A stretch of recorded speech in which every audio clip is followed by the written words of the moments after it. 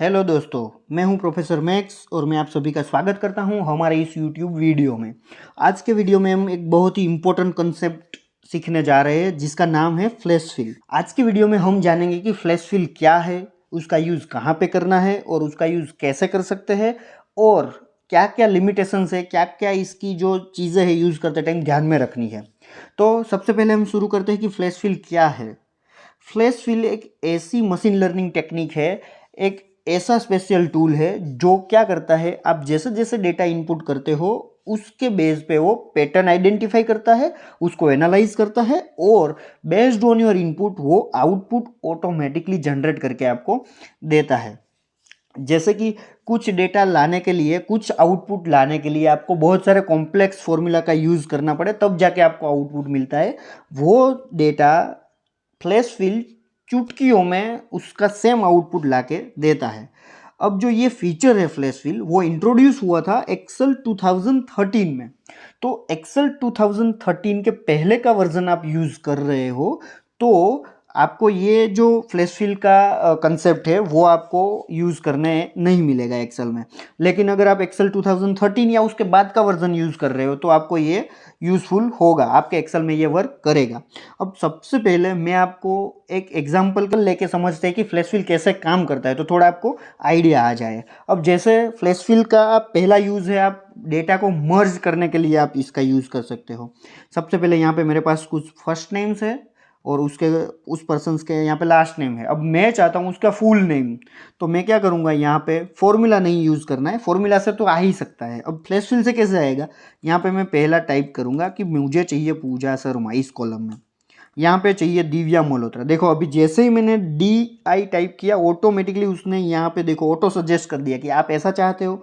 मैं बोलूँगा मुझे ऐसा ही चाहिए, जैसे ही एंटर कर दूंगा आ गया। अब ये तो आसान था, ये तो फॉर्मूला से भी आसानी से हो सकता है। लेकिन समझो कि आपको यहाँ पे चाहिए कि जो यहाँ पे फर्स्ट नेम है उसका first letter and surname पूरी, तो यहाँ पे P शर्मा लिखा, यहाँ पे D मल्होत्रा, जैसे ही लिखूंगा पूरा आ गया। तो ऐसे मतलब थोड़े कॉम्प्लेक्स जो टास्क होते हैं, जो थोड़े कॉम्प्लेक्स फॉर्मूला से आपको आउटपुट मिलता है, वो फ्लैश फिल से ऑटोमेटिकली मिल सकता है। अब इसका यूज़ कहाँ पे करना है वो तो एग्जांपल देख लिया। अब उसका यूज़ कैसे करना है, तो सबसे पहले क्या करना है आपको, इसका यूज़ करने के लिए आपको उसको एक दो एग्जाम्पल देने पड़ते हैं। जैसे मैंने यहाँ पे एक सेल में टाइप किया है पूजा शर्मा, अब नीचे यहाँ पे मैं यूज़ करूँगा फ्लैश फिल। तो सबसे पहले आपको जाना है होम में। होम में जाने के बाद आपको यहाँ पे एक एडिटिंग टैब मिलेगा, उसमें ये फिल ऑप्शन है, वहाँ पे जो लास्ट ऑप्शन है वो फ्लैश फिल का है। उसे आप जैसे ही प्रेस करोगे तो ऑटोमेटिकली यहाँ पे देखो उसने फिलअप कर दिया। दूसरा इसका शॉर्टकट भी है, आप यहाँ पे Ctrl E टाइप करोगे तो भी फ्लैश फिल आ जाएगा। तो आप इसको होम में जाके एडिटिंग टैब में से भी यूज़ कर सकते हो या फिर इसका Ctrl E शॉर्टकट भी यूज़ कर सकते हो। अब हमने उसका यूज़ कैसे करना है वो देख लिया। अब दूसरा एग्जाम्पल पे चलते हैं। दूसरा एग्जाम्पल कहाँ पे आप इसका यूज़ कर सकते हो, ये थोड़ा हम ट्रिकी एग्जाम्पल लेते हैं। यहाँ पे मेरे पास समझ लो ये जो एग्जाम्पल है उसमें हम देखेंगे कि डेटा को एक्सट्रैक्ट कैसे करना है। अब यहाँ पे मेरे पास कुछ डेटा पड़ा हुआ है, name, address and pin code. मैं चाहता हूँ यहाँ पे उसका नाम आ जाए, तो यहाँ पे मैं लिखता हूँ राहुल वर्मा, यहाँ पे लिखता हूँ विजय। जैसे ही मैंने टाइप किया यहाँ पे ऑटोमेटिकली सजेस्ट कर दिया, जैसे ही एंटर किया मेरे पास सबके नाम आ गए। अब मैं समझ लो नाम नहीं मुझे चाहिए, अभी इसका सिटी का नेम चाहिए, तो मैं यहाँ पे लिखूंगा मुंबई। अब जैसे ही यहाँ पे लिखूंगा पुणे तो ऑटोमेटिकली उसने सब सिटी के नाम लिख दिया। समझ लो मुझे चाहिए पिन कोड, तो यहाँ पे मैं पिन कोड टाइप करूँगा तो ऑटोमेटिकली वो पिन कोड ला के रख देगा। तो आप समझ रहे हो ये बहुत सारे कॉम्प्लेक्स जो फॉर्मूला है वो यूज़ करता मैं यहाँ पे मिड या फिर राइट या फिर लेफ्ट, ऐसे टेक्स्ट के फंक्शन बहुत सारे यूज़ करके कंबाइन करके मैं चाहता तब जाके ऐसा आउटपुट आएगा जो फ्लैश फिल चुटकियों में कर देता है। अब इसमें भी ट्रिकी आप पार्ट हो सकता है। समझ लो आपको चाहिए कि R वर्मा एंड उसका पिन कोड, तो ऐसा चाहिए आपको आउटपुट। तो यहाँ पे देखो उसने ये भी ला के रख दिया। तो ये तो कॉम्प्लेक्स एग्जाम्पल था कि ये तो आपको मतलब कोई समझ लो कि कोई फंक्शंस भी इसमें यूज़ करने हो तो भी कितने सारे फंक्शंस यूज़ करने पड़े तब जाके ऐसा डेटा आपको आउटपुट मिल सके जो फ्लैश फिल चुटकियों में ला के देता है आपको। अब तीसरा एग्जाम्पल ये भी बहुत बढ़िया है। मैं आपको सिखा रहा हूँ कि आप अपने डेटा में कहाँ पे इसको यूज़ कर सकते हो, ये कहाँ पे आपको फिट बैठेगा। अब ये तीसरे एग्जाम्पल में हम सीखेंगे कि उसका फॉर्मेटिंग में यूज़ कैसे करना है। अब यहाँ पे मैंने कुछ आधार नंबर्स लिए हैं।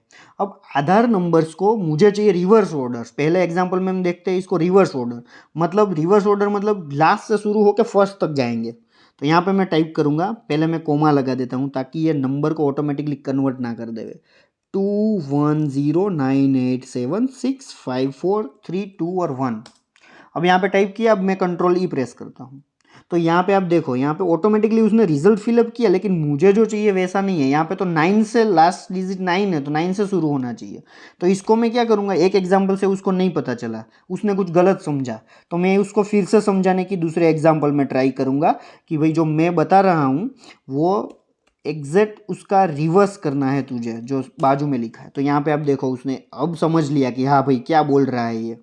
तो यहाँ पे उसने पूरा, यहाँ पे देखो 484940 है, तो यहाँ पे भी 4 टाइम 0 4 टाइम 9 4 टाइम 8 आ गया रिवर्स ऑर्डर में।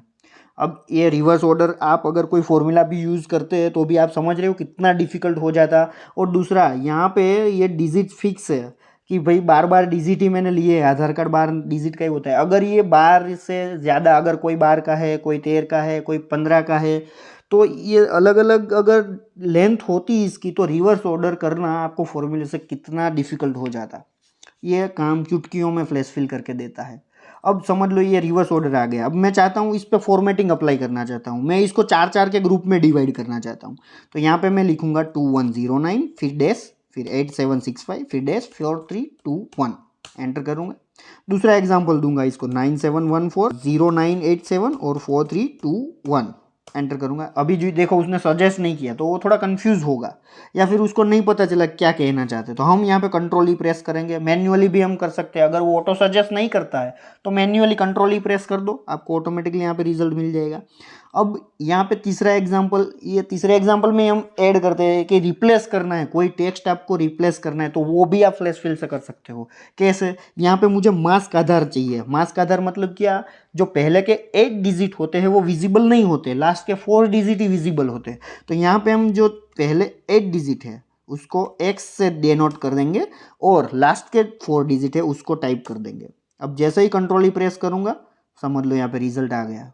तो आप देख रहे हो कि ये जो फ्लैश फिल है आपको कितना यूज़फुल होगा। अगर आपको टेक्स्ट डेटा के साथ बहुत सारा वर्क रहता है तो आपके लिए बहुत यूज़फुल होने वाला है। मैंने यहाँ पे 3 एग्जांपल बताए कि कैसे आपको डेटा को अगर मर्ज करना है तो उसमें यूज़ कर सकते हो, या फिर डेटा में से कुछ पार्ट आपको एक्सट्रैक्ट करना है तो उसका यूज़ कैसे कर सकते हो, और डेटा को फॉर्मेटिंग करना है, कुछ रिप्लेस करना है, या फिर यहाँ पे हमने डैश ऐड किया वो करना है, या फिर उसका ऑर्डर रिवर्स करना है। तो ऐसे बहुत सारे आप जो फॉर्मेटिंग के टास्क है वो भी इसके पे परफॉर्म कर सकते हो, फ्लैश फिल का यूज़ करके परफॉर्म कर सकते हो।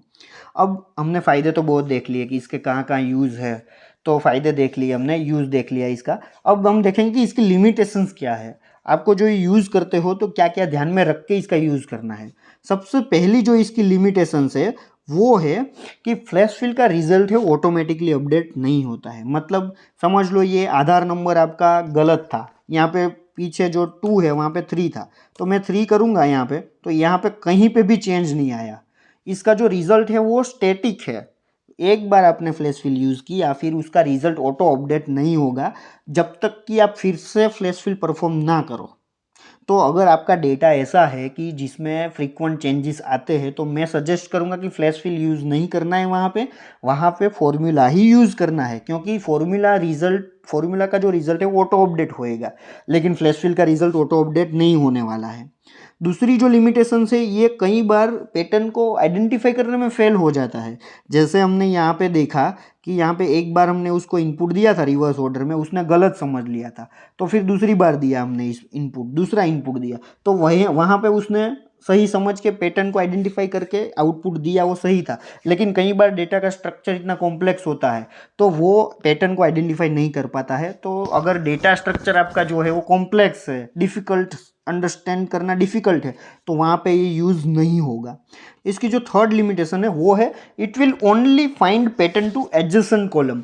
मतलब ये ज़्यादातर आपको यूज़फुल कब होगा कि आपको यहाँ पे जो डेटा है फर्स्ट कॉलम में, उसके बेस पे आपको यहाँ पे डेटा चाहिए बाजू के कॉलम में, तो ये यूज़फुल है। लेकिन आपको यहाँ पे डेटा चाहिए आउटपुट, तो यहाँ पे वो नहीं आएगा, वो पैटर्न आइडेंटिफाई नहीं कर पाएगा उसकी। तो ये जो आपको यूज़ करना है फ्लैश फिल, वो एडजेसेंट कॉलम मतलब उसके आजू बाजू के कॉलम में ही आपको यूज़ करना है। यहाँ पे आप अगर कोई डेटा चाहते हो आउटपुट यहाँ पे आए, तो यहाँ पे आप उसका फ्लैश फिल का कंसेप्ट यूज़ नहीं कर सकते हो। ये देखो ऐसा एरर आ जाएगा, we looked at all the data next to you your selection but didn't see a pattern. तो ऐसा इस टाइप का एरर आएगा। अब कॉमन एरर्स, कुछ एरर्स और उसके रिजोल्यूशंस भी डिस्कस कर लेते हैं जो आपको ध्यान में रखनी है और आपको हेल्पफुल हो सकती है। सबसे पहले कई बार ऐसा आता है Excel flash fill not working, जैसे अभी आया था वैसे, तो आपको क्या करना है, उसको कई बार एग्जांपल ज़्यादा देना पड़ता है। ऐसे अगर यहाँ पे अगर समझ लो कंट्रोल ही करता हूँ और यहाँ पे नहीं हुआ, यहाँ पे तो डेटा साइड में नहीं है इसलिए नहीं हुआ, कई बार डेटा साइड में होता है तो भी नहीं होता है, तो उसको यहाँ पे दूसरे तीसरे एग्जाम्पल दो और उसको फिर अभी 2 एग्जाम्पल दो, फिर टाइप करो तो आपका काम हो जाएगा।